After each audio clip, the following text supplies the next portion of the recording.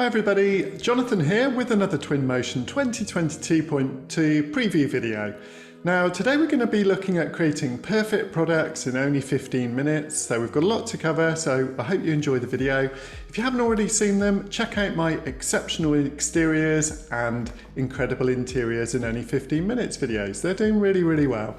Anyway, I look forward to you joining in the channel and enjoy the video. Thanks for watching. And today we're going to look at how to create perfect products in under 15 minutes. So as you can see, I've just got a blank Twinmotion file with the usual sort of starting point. And the very first thing that I'm going to do is click import, and we're going to go and import a little file that I've got available for basically creating something called a product box. So this is a Cinema 4D file. You could create that in SketchUp or Vectorworks or any other system. We'll take a look at it. I'm going to go ahead and keep the hierarchy as usual. Click import and just bring it in. So I've got a couple of missing textures, but that's nothing to worry about. Let's just click OK. And if we click over to the scene graph, we can click F to find the product box. So let's just have a little rotate round, and here we go. You can see this is kind of what we've got at the moment. It's just really simple. Basically, it's going to act as a sort of little background to our product. Okay, so let's just bring this in. You'll see there's actually a side there. You'll notice that that side is actually invisible from that side, but that's because it's a single-sided material. So here we have got like a little plinth we can basically rotate round, and we can place some objects on there. If you prefer, you can actually go ahead and go back to the primitives, and let's just drag in a 1 meter box. In fact, we'll just hide this one for now. In fact, I think we'll just delete that one for now. Okay, so I've got my new box here that I'm going to basically put some objects on. So right out the box, as it were, let's just go for it and basically bring in an imaginary product. So what I'm going to do to begin with though, I'm just going to drag on some nice sort of kind of brass onto there, just to kind of get a bit of contrast on our surface. And all we need to do to start with is find an appropriate object that we would like to visualize. So we're going to go down to these fantastic new musical instruments, and I'm going to drag on the trumpet. So there we can see, let's click F to fit that trumpet. That's looking really nice already. So we can kind of rotate the view around as ever in real time. And okay, so let's go for it without doing anything else. Let's just click onto the path trace rendering, and what we can do is click on this or click R to activate that. Now you notice it's rendering at the moment, probably in high settings, yep, so it's kind of quite a lot of samples. It's going to take a long time to render.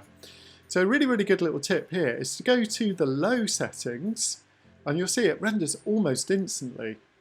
Now you want to go into your preferences, and whatever you do, just make sure you've got DirectX 12 if you can support that.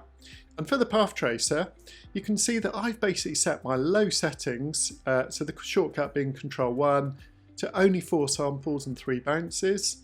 And then we've got the medium settings, 32 samples, and then finally my high quality for actually rendering out, maybe 8, or let's crank it up to even 10 bounces.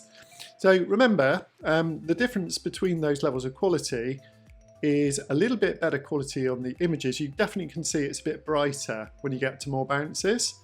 And if you go to high, it'll be even lighter, but it will take a lot longer to render.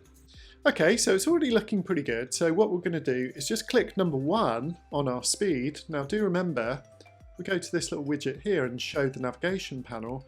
On the new Twinmotion preview, we've now got 6 speeds. Okay, so what this means is you can go super slowly. Let's just put it out of path trace mode. Click number 1 and click W. So you can see I'm able to just navigate through very slowly, which for products is absolutely fantastic. Just to search for that kind of best view. Let's go up a bit and kind of look down. So really nice. And then, you know, as soon as you're ready, which that sort of looks good, that view, let's just pan around again. I think this is really nice. Just be able to explore with number 1 with the slow speed. That looks great. So we can just click R for the path tracing, and then we can do our shortcuts. Control 1, Control 2 for the medium settings. That's really the setting that I really want to preview on. So that looks really cool. Okay, so we've got the hang of the speed and basically the path tracing settings. So now let's just go for looking at the lighting. Now, you will notice at the moment that each individual panel, if I just turn off the path tracing for a minute, is kind of listed in here. Okay, so this little studio, as it were, has a makeup of different sort of sides and panels. So if you do want to, actually, what you can do is you can go back and go to materials, and you can make those materials slightly emissive, i.e. Giving out light. So I'm going to drag on a shader, a neon shader, and you can see immediately I'm getting a light off that back surface, but it is coming out way too bright. So what you're going to want to do is go over to the glow and just adjust that down. So you can basically type in numbers, and you can see just by typing in those numbers I'm able just to brighten that side ever so slightly. Now a really good little tip is, rather than dragging in a new material, because what that would do is actually add more materials every time you drag them in, just drag that existing one up onto the panels, as it were. Okay. Now this one here, if I remember rightly, this is the front light. So if you do want to, what you can do is turn this one off. Okay, so let's leave that one off just for a second. So that means we're actually getting some skylight and some daylight coming into the project. So now let's try again with our new rendering with the path tracing. Now there we go, that's looking really nice. You can see we've pretty much eliminated the shadows from the background, and we're able to basically just adjust our product. Let's hide this panel here. So once you're finished with that, let's hide that panel, and I'll just kind of make the scene a bit bigger over there. So it looks really, really nice already, and you can see I can almost navigate around in real time using the low path tracing settings. Then as soon as I let go, it just does the refinement process. And once it gets to the end of the ring, you'll notice it kicks in with something called the denoiser as well. So if you do want, you know, a bit of a background to the image, that might be something that you're looking for as well. Let's just pan around to that view and see how that looks. Yeah, it's looking really, really good. Okay, so what I might actually do now though is swap out the background itself. Go to background, and we've got a bunch of different backgrounds in here that we could use, from the nun to the countryside view to the mountains and so on. I think we just need a very neutral background here. And you notice that we've got a bit of kind of brick on here. So I think I'm just going to try this and see if this works, just by dragging on that material there, just so I've kind of got really not a lot of context outside. Okay, now the next thing that we could try would be to actually use a sky dome. So I want to see how this will work.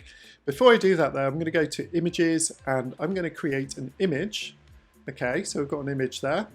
This is our sort of first trial image, and let's just go into this image and put the path tracer on. That looks really, really good already, I think. One thing I would definitely want to do for the image is go into more, go into my camera settings, and get the vignetting down. I might decide that I wanted to put some depth of field on, particularly if I was able to sort of focus on the object itself. Can you see how now we've got the beginnings of the focus in the product on the front of it, but we're blurring out the back, and that looks really, really nice. And that's because we've got, you know, that sort of focal length there. Okay, so that's good. Let's go to format. And in here, I'm just going to go for a custom format. Wish there was a few more presets in here. But let's just go for 3000 pixels by 3000 pixels and see how that looks, just to create a nice square image. Okay, it's looking good. So now basically we can just move in to the right sort of framing, if you like, of our product. That's looking good. So now I just want to change that focus back to the front there. And I think we need to just adjust our camera, go to our depth of field, and maybe just increase this number here. So you can see it's really quite easy to play around with when you're at these low field of view angles. Let's just increase that field of view. And that means we can actually come back a bit. Okay, you'll see where we're going with this in a minute. Okay, let's come back a bit here. And if we increase the aperture, look at that. It all starts to come into focus now, apart from the bit in the background. So I'm pretty pleased with this image. Okay, so I think what we'll do at this point is let's just save what we've done so far. Okay, so you can see we've got a really nice image here. I've just created a second image too. I'm just going to pop into more and make sure that we're on the path tracing rendering. And what I'm going to do actually is just crank that up, let's say 256 for this kind of quality. Everything else looks absolutely fine at this stage. So let's just go ahead and basically click Start Export. Off we go. The really nice thing with the statistics panel is it kind of just gives you a very, very good clue on what's happening with your GPU and your CPU and how long these images are taking to render. You can see the last one I did in medium settings was only 7 seconds, so that's pretty fast. And this one's going to take a little bit longer, but this is because I've increased the sample count. So it's definitely worth it when you come to do your final renders. But when you're working, you should definitely work in low or medium settings. So this will give a report on how long that last image took. Let's have a look. Yep, so 30 seconds for that one. And if we can compare the two, this was 7 seconds, and this one, wow, you really can't tell the difference, to be honest, was 30 seconds. So honestly, I'm flicking between those two images. I can't see any difference. So that's very interesting in itself. Okay, so let's carry on with this tutorial. I'm pretty happy with the sort of visualization of our trumpet there. But let's have a look at bringing in a new product now.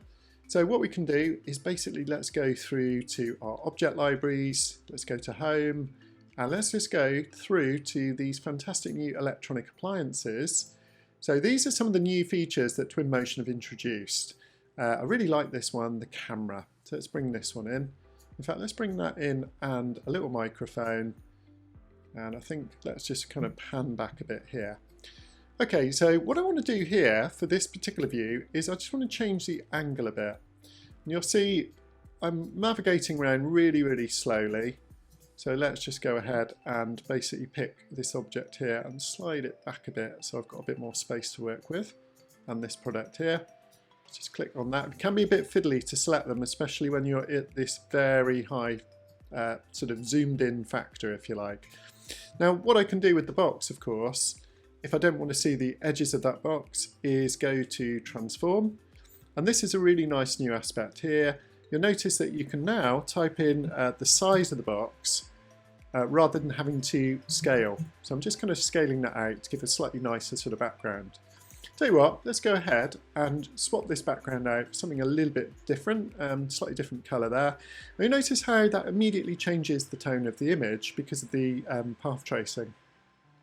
So one other thing that I really want to do at this stage is let's go and create a brand new image for that. There we go. In fact, I think it'd be nice if that camera was just facing us a bit more. So let's just kind of rotate that round. Let's just kind of move it. There we go, that looks good. Okay, excellent. So I'm happy with that. I'm going to go into my lighting, and I'm really interested to see what effect the sky dome has on the product visualization. Because what we can do is we can basically load in different types of sky. Okay, and if I boost up the intensity, you should start to see a little bit of sky being kind of improved in things like the reflections and so on as well. So the reason for that is, if I come up here, let's say we go to 10 on that one. Okay, we can also, you'll notice, sort of rotate the sun angles here a little bit. It's not having a massive effect, so we won't worry about too much about that. But the reason the sky dome is involved is because out here, for example, is the sky. And we're getting a little bit of that just kind of creeping into the image here. Okay, now if you really do wanted to, you could actually click onto one of the sides and turn that off, that side, that whole side. And basically that would mean, you know, you're really kind of getting that sky dome. Can you see how it has quite a big impact on the image? So let's click the path tracing on. Watch carefully when I adjust the intensity. It's all to do with the sort of hue and saturation of the image. Okay, so final little tips for you on the lighting. If you do want to, of course, there's nothing to stop you dragging in, say, an Omni light. Okay, and if you do, then I would recommend you take the intensity of that light down. But now the beauty is you can increase things like shadows. Okay, so you'll just notice it's pretty subtle. Okay, but we've got a nice bit of light. You see it sort of sparkling off there. And if you notice that I can adjust the color of that light as well, just to kind of get, you know, different impact in the image. By the way, if I click onto more, I can actually choose, let's get that color pick out of the way. You see how that makes a difference to the image? Just sort of pinkiness or readiness or green, blue, whatever you're looking for. Let's go for a nice sort of bluey hint there. So yeah, big difference just from adding one simple light. Okay, so that's like an omnidirectional light. And then of course, we've got things like a spotlight. So let's just kind of bring that into the image. Okay, put shadows on. Okay, and let's change the angle there. And let's basically reduce the intensity to about 100 there. Now, one thing that I will say is these can be quite fiddly to move. So I'm just going to move that back a bit and open up that angle. Okay, so let's go ahead and see if we can kind of create a new image here. Okay, definitely looking a lot brighter. So I think what we'll do is we'll start off by dropping down the intensity of this to 5. See if that makes a difference. Okay, actually I think the spotlight is the main thing that's adding the brightness. So play around with that. Let's just drop that down to about 20. You can see we're just getting those nice little kind of dark shadows underneath. And again, you know, you really only notice it once the path tracing kicks in. So do let the path tracer complete so that it smooths out the image. I'm really pleased with that image. So let's go ahead and render that one out. So just before we finish off, I want to show you how you can import your own items here, as well as the standard Twinmotion products. You can see I've got a few here. So all we need to do is basically just click Import and Open File. You can see I've got a whole bunch of different sort of files from SketchUp and Turbo Squid that I've downloaded. But you can obviously bring in your own products here as well. So this is the one that I've got so far. So just click onto this particular object here. And basically you'll notice at the moment the lighting is just not right at all. So let's have a look at how we can refine this. So I've got an image saved. What I'm going to do is go into More, go to Lighting, and the trick is exposure actually. We need to turn off the auto exposure. Okay, so what this means is we're really not getting a lot of light coming into the project itself at all. And we can basically play with the overall exposure level. And let's put the path tracing on while we do this. There we go. I'll put it on low settings just so you can kind of see it working in more or less real time. So as soon as we click, it's going to kind of kick in. And that's looking okay, but of course the background is now very dark. So let's click onto our texture tool. And the reason for that is I've turned off the glow from that tool. So if we just click in number 1, suddenly that background gets quite nice and illuminating in our scene. If we go for 2, it should get quite a bit brighter. Double the brightness almost, and that's looking quite nice again. Okay, so definitely worth playing with the exposure. Having auto exposure on isn't always what you want for product shots. And basically that means I can now add in things like my spotlight and omnidirectional light into the project. So let's tune up these materials a little bit.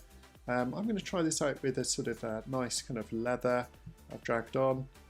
And here we go. Let's put this into high settings. And yeah, I think that looks pretty good.